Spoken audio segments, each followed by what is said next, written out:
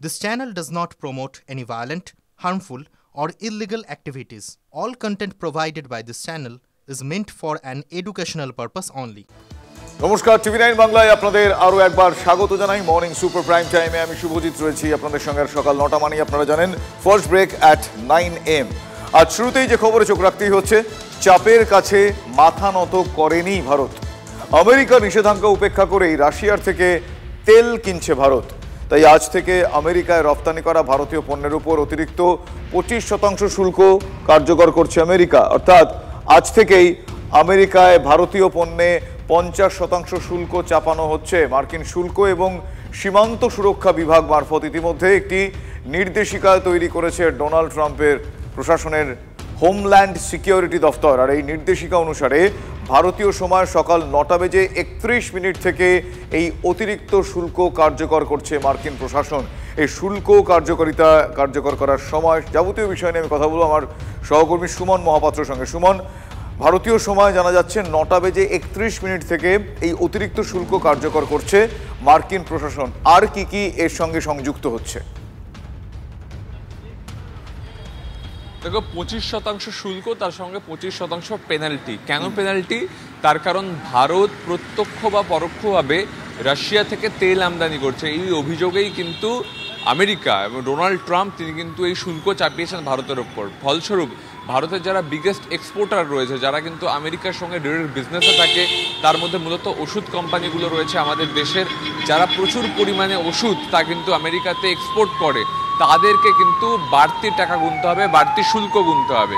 এবং সেজন্যই আজকে এই 9:31 হওয়ার আগেই কিন্তু অনেক পরিমাণে এই ওষুধ তা কিন্তু রপ্তানি করে দেওয়া হয়েছে আমেরিকার উদ্দেশ্যে।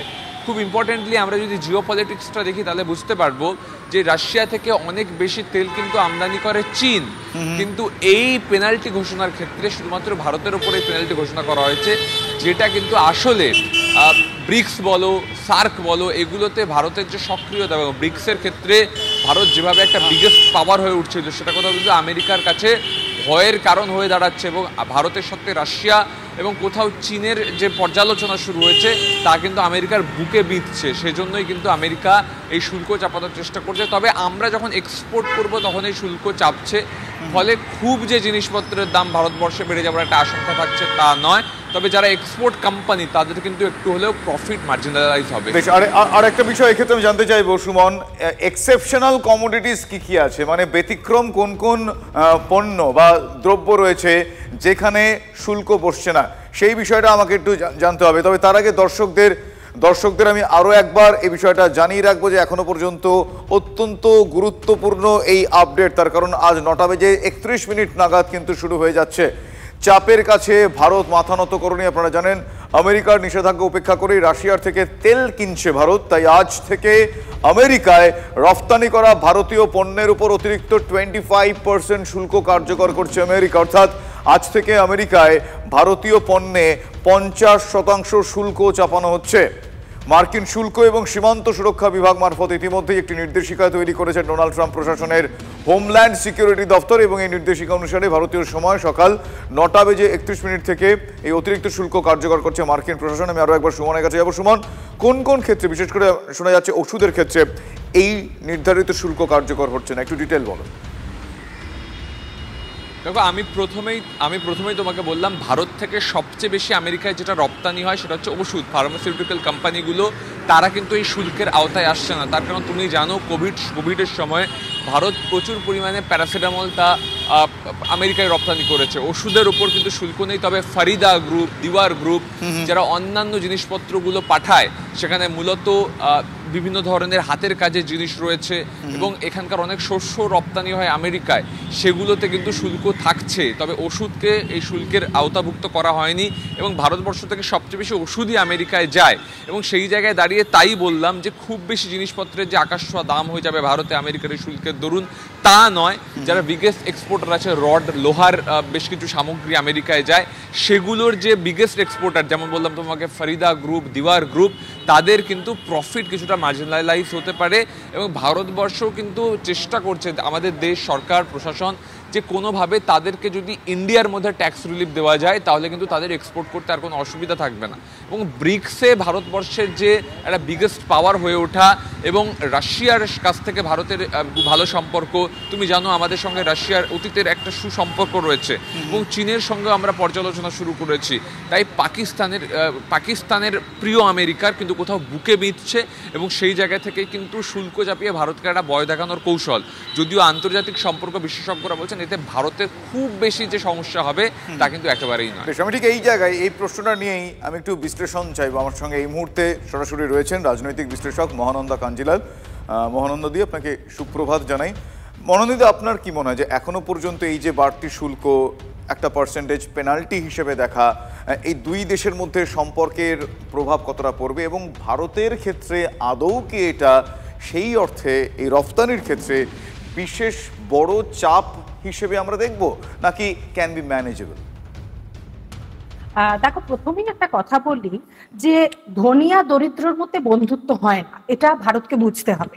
কাজে যতই আমরা দেখি যে মাননীয় প্রধানমন্ত্রী আমাদের দেশে নরেন্দ্র মোদীজি ওনার ইলেকশন ক্যাম্পেইনিং এ গিয়েছিলেন, হাত মিলিয়ে ছবি তুলেছিলেন, বাস্তবটা তার নয়। আসলে যেটা হচ্ছে যে এখন বিশ্বায়িত পৃথিবীতে একটা দেশ অন্য দেশের সঙ্গে যুক্ত থাকতেই হবে। আমেরিকা হচ্ছে পৃথিবীর একটা সুপার পাওয়ার, এ বিষয়ে কোনো সন্দেহ নেই। কিন্তু এই যে ব্যাপারটা ট্রাম্প করছেন, এটা সম্পূর্ণভাবে রাজনৈতিক কূটনৈতিক একটা চাপ তৈরি করা ভারতবর্ষের ওপর। এবং একটা আশ্চর্যজনক জিনিস হচ্ছে যে চায়নার সঙ্গেও কিন্তু আমেরিকার সুসম্পর্ক ছিল না, বাণিজ্যিক সম্পর্ক। এবং যখন ওরা চায়নাকে এই ধরনের কর বসাবার কথা বলেছিল, চায়না কিন্তু উল্টে সমস্ত বাণিজ্য বন্ধ করে দিয়েছিল। কাজে এই যে ক্ষমতাটা চায়না দেখাতে পেরেছে, যার জন্য এখনো কিন্তু তাদের মধ্যে কোনো চায়নার উপর কোনো ট্যাক্স বসানো হয়নি, উল্টে বাণিজ্য চুক্তি হয়ে গেছে। ভারতের সঙ্গে কিন্তু আমেরিকা এখনো বাণিজ্য চুক্তি করে। এখন প্রভাব বলতে যেটা হচ্ছে যে ভারতবর্ষ ইনফ্যাক্ট 18% এক্সপোর্ট করে আমেরিকাতে, আর আমেরিকার ইম্পোর্ট হচ্ছে 6.22%। কিন্তু সেটা খুব একটা যে বিশাল তা নয়। কিন্তু যেটা হচ্ছে যে আমরা যে সমস্ত জিনিস রপ্তানি করি তার সঙ্গে যুক্ত যে সমস্ত শিল্পগুলি রয়েছে, বস্ত্র শিল্প বা অন্যান্য শিল্প যেগুলো, সেগুলোতে অবশ্যই কিছুটা এফেক্ট হবে। কারণ যদি ট্যাক্স বেড়ে যায়, এটা সবাই জানে যে জিনিসপত্রের দাম বাড়ে। জিনিসপত্রের দাম বাড়লে সেই ইন্ডাস্ট্রিগুলোর প্রভাব পড়ে, তারা প্রফিটটা ম্যানেজ করার জন্য লোক ছাঁটাই করে, প্রোডাকশন কমায়, কাজে প্রভাব তো কিছুটা পড়বে। আর আমেরিকার আরেকটা টার্গেট হচ্ছে আমাদের এগ্রিকালচারাল সেক্টরটাকে দখল করা, যেটা ভারতে নিশ্চয়ই একটা স্ট্রং পয়েন্ট। কিন্তু আমার মনে হয় কোনোভাবে ভারত যেন এর কাছে নতি স্বীকার না করে, বরং উল্টে আমেরিকার সঙ্গে বাণিজ্য চুক্তি যাতে তাড়াতাড়ি করা হয় সেদিকে জোর দেয়। আরেকটা পয়েন্ট হচ্ছে যে ভারত শুধুমাত্র যেন এই চাপের জন্য রাশিয়ার সঙ্গে সম্পর্ক না খারাপ করে, আর ইউরোপীয় ইউনিয়ন ছাড়াও আরো অন্যান্য দেশ, তাদের সঙ্গে যেন বাণিজ্য আরো বাড়াবার চেষ্টা করে ভারত। তাহলেই কিন্তু এই যে নেগেটিভ ইম্প্যাক্ট যেটা অনেকটাই ম্যানেজ করা যায়। বুঝতে পেরেছি। মনোনন্দ, আপনি যেটা বলছেন আমি একটু তার এক্সটেনশনে বলি। আপনি যেই বিষয়টা বলছেন যে এইটা হলে ভালো হয়, ভারত যেন মাথা নত না করে, নতি স্বীকার না করে, আপনার কি মনে হয় সেইটারই একটা বহিঃপ্রকাশ গতকাল যেটা আমরা জার্মান জার্নালে আমরা পেলাম সেই সূত্র মারফত, যে চারবার নরেন্দ্র মোদীকে ডোনাল্ড ট্রাম্প ফোন করার চেষ্টা করেন, ইনফ্যাক্ট ফোন করেন, কিন্তু একটিবারও নরেন্দ্র মোদী সেই ফোন রিসিভ করেননি। এটা কি মাথা নত করব না তার একটা এক্সপ্রেশন বলে মনে হয়? অবশ্যই মাথা নত করার তো প্রশ্নই নেই। এবং আমেরিকা ইনফ্যাক্ট দেখাতে চাইছে যে তারা পৃথিবীর মধ্যে সব থেকে শক্তিধর, এবং বারবার বিভিন্ন মিডিয়াতে বলছে যে এই ভারত পাকিস্তান যুদ্ধ থামিয়েছে, ইসরায়েলের সঙ্গে এই যে প্যালেস্টাইন এই সমস্ত যুদ্ধ এগুলোও আমি কন্ট্রোল করতে পারি, আমি ভারতকে দমন করে দেখাতে পারি রাশিয়ার কাছে যে আমি আরো তোমার থেকেও আরো শক্তিধর। সিম্পলি এই ব্যাপারগুলো হচ্ছে। কাজে সেখানে ভারতকে কূটনৈতিকভাবে মাথা ঠান্ডা করে একেবারে কোনো উত্তেজনা থেকে বিরত থেকে একটা ইম্প্যাক্ট বা একটা এক্সপ্রেশন দেখাতে হবে। এবং অবশ্যই ফোন যে না ধরা সেটা নিশ্চয়ই একটা বার্তা। কোনোভাবে মাথা নত করা যাবে না, ভারত এত দুর্বল দেশ নয়। কাজে এইটা বুঝিয়ে দিতে হবে এবং অন্যান্য দেশের সঙ্গে কিন্তু সম্পর্কটাকে ভালোভাবে তৈরি করতে হবে নতুন করে। সেই সম্পর্ক কিন্তু ভারতের খুব একটা ভালো যাচ্ছে না এখন অন্যান্য দেশের সঙ্গে। প্রতিবেশী রাজ্যগুলোর সঙ্গে, প্রতিবেশী যে সমস্ত দেশ আছে তাদের সঙ্গে সম্পর্ক ভালো করতে হবে, কারণ অলরেডি বাংলাদেশের সঙ্গে সম্পর্ক তলানিতে, পাকিস্তানের সঙ্গে যুদ্ধ হয়ে গেছে। আচ্ছা, এগুলো কিন্তু একটু ভালোভাবে কূটনৈতিকভাবে, আমি বারবার বলছি, ভালোভাবে ডিল করতে হবে, সো দ্যাট আমেরিকাকে বোঝাতে হবে যে আমরা দুর্বল নই, আমাদের পাশে অন্যান্য আরো দেশ আছে, আমরা বাণিজ্য অন্য দেশের সঙ্গেও করতে পারি। এবং রাশিয়ার সঙ্গে তো অবশ্যই, রাশিয়ার সঙ্গে আমরা কম দামে তেল কিনি, সেটা তো ভারতের অভ্যন্তরীণ ব্যাপার, সেখানে তো আমেরিকার কোনোভাবে হস্তক্ষেপ করার কোনো রাইটই নেই, কিন্তু এইটা বোঝাতে হবে আমেরিকা। একেবারে অনেক ধন্যবাদ মহানন্দাদি, মহানন্দা কাঞ্জিলাল, রাজনৈতিক বিশ্লেষক, এই মুহূর্তে আমাদের সঙ্গে ছিলেন। আর আজ থেকেই ভারতের উপর ট্রাম্পের এই শুল্ক বোঝা, যেটা বলছিলাম, আজ থেকে 50% হারে শুল্ক চাপালো আমেরিকা। আর এই আবহে মার্কিন যুক্তরাষ্ট্রে ভারতীয় পণ্য রপ্তানি ব্যয়বহুল হতে চলেছে। এর জেরে ভারতের রপ্তানি খাতে প্রভাব পড়তে চলেছে। ভারত প্রায় 8,600 কোটি ডলারের জিনিস আমেরিকা রপ্তানি করে থাকে। আর এই নয়া শুল্ক জারির ফলে ভারতীয় পণ্যগুলো আমেরিকান বাজারে আরও ব্যয়বহুল হয়ে উঠবে।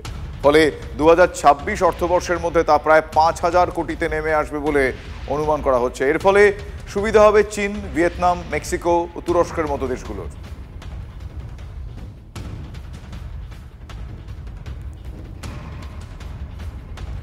আজ থেকেই ভারতের উপর ট্রাম্পের শুল্ক বোঝা, আজ থেকে 50% হারে শুল্ক চাপিয়েছে আমেরিকা। আর এই আবহে মার্কিন যুক্তরাষ্ট্রে ভারতীয় পণ্য রপ্তানি ব্যয়বহুল হতে চলেছে। এর জেরে ভারতের রপ্তানি খাতে প্রভাব পড়তে চলেছে। ভারত প্রায় 8,600 কোটি ডলারের জিনিস রপ্তানি করে থাকে আমেরিকায়। এই নয়া শুল্ক জারির ফলে ভারতীয় পণ্যগুলোর আমেরিকান বাজারে আরও দাম বেড়ে যাবে। ফলে 2026 অর্থবর্ষের মধ্যে তা প্রায় 5,000 কোটিতে নেমে আসবে বলে অনুমান করা হচ্ছে। এর ফলে সুবিধা হবে চীন, ভিয়েতনাম, মেক্সিকো এবং তুরস্কের মতো দেশের।